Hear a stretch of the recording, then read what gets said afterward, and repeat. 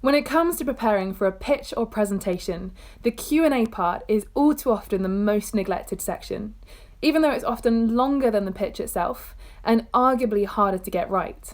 Especially with all the cortisol rushing through your body, your ability to think straight and speak with clarity are often skewed.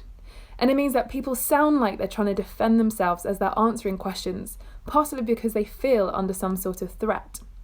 But whatever questions are thrown your way, there are a few things that you can do to prepare well and hold your own in that moment.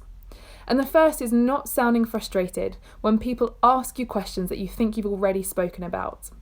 So not starting with phrases like, "So as I mentioned earlier in slide 10, even if you've already spoken about it, the question has been asked either because it needs clarification or possibly your audience zoned out as you were speaking about that thing. Either way, sounding accusatory and frustrated doesn't tend to go well.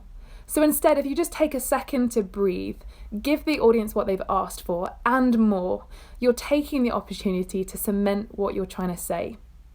The second thing that you can do to answer questions well in the moment is trying to speak in really short, sharp sentences. So again, it's all about taking a breath and a moment to gather your thoughts. If you can start by saying the main thing that you're trying to say in a short sentence and then following with the details that validate that, then your audience's attention is much more focused. It's a bit like if you were to read a newspaper.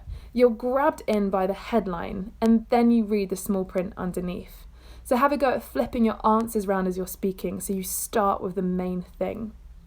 The third thing you can do is write down 4 or 5 questions that you know you would find hard to answer, either because they're complicated or maybe just a little bit boring in their nature.